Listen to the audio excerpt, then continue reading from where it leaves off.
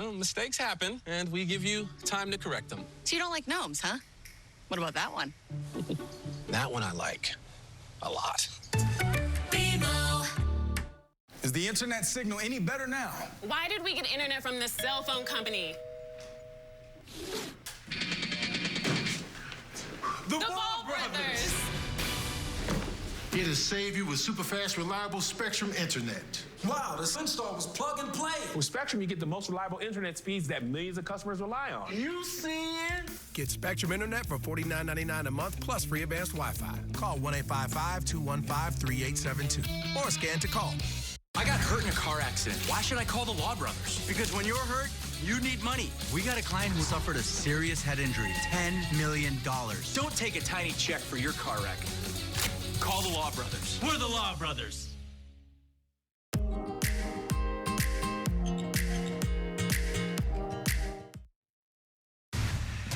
Good morning, I'm Frank Buckley. Police in Orange County investigating a cruel and disturbing crime. A dog recovering from burns after someone tossed a firework into the front yard of a home. Police need your help to find the suspect. I'm Eric Spillman. President Biden holds a news conference this afternoon for the first time since the debate. It will be a huge test for him. I'll have the latest coming up. Good morning, I'm Jessica Holmes. Say it ain't so. Costco doing something it hasn't done in several years. What members should know just ahead. Very exciting. I'm Andy Reesmeyer here this morning. Coming up, Il Divo joins us in studio and for a live performance. You do not want to miss it.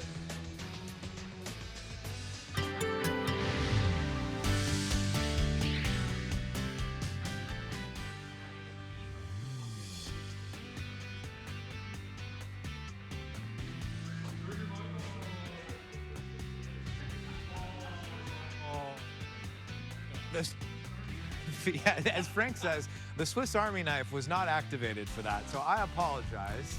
Happy Friday Eve, Thursday to the rest of the country and internationally. Hope you're having a great start to the morning. Clearly much better than I am. We've got some low clouds and fog to begin the day in Huntington Beach this morning. We'll see a high of 77 degrees, downtown LA 87, San Fernando Valley 106. So the good news is we look live along the coast. We actually saw a few degrees of cooling there. The rest of the Southland, though, another hot day. In fact, we might even see warmer weather today. Inland Empire 105, 110 in the high desert. That is a look at your forecast for now. Jessica, back to you. Kurt, thank you. A pair of would-be burglars in Cerritos scared off by a home security system, and it was all caught on video.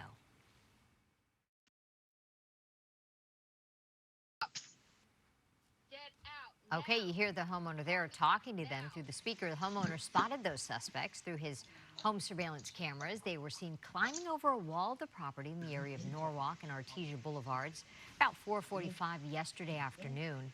Started looking through the windows, even removed a screen before that warning from the homeowner. A short time later, the alarm was activated, and then the suspects fled.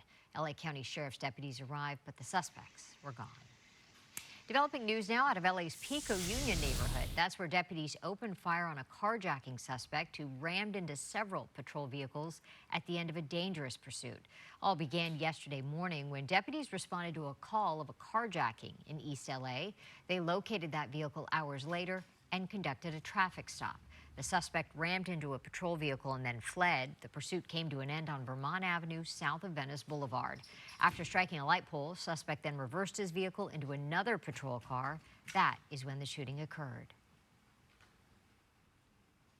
Deputies conducted multiple traffic stops, and the suspect repeated his behavior of reversing his vehicle, striking the patrol vehicle multiple times. Suspect is an unidentified male adult, was struck by gunfire and transported to the hospital. He's listed in critical condition. No deputies were injured.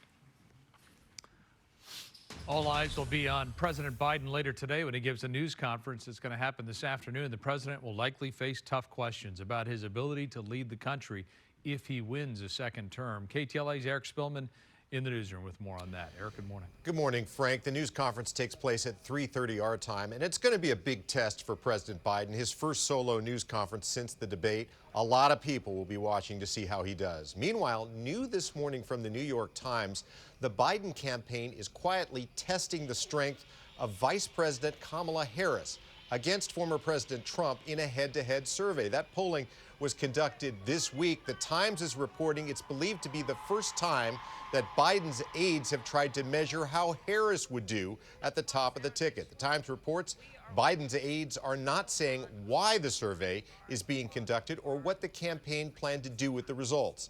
Now, there's a lot of noise about the president stepping aside, but so far, he is ignoring it.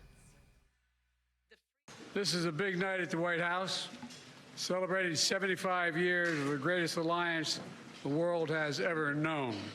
The president offering a toast at the White House last night. The last few days, he's hosted world leaders attending the NATO conference in D.C., and he's shown no sign that he might decide to end his campaign for re-election. But after his performance at the debate 2 weeks ago, some Democrats are doubting that he can win. 10 Democratic House lawmakers have now publicly called for him to step aside. So have donors and celebrities like George Clooney. Last night, Peter Welch of Vermont became the first U.S. senator to publicly ask Biden to quit.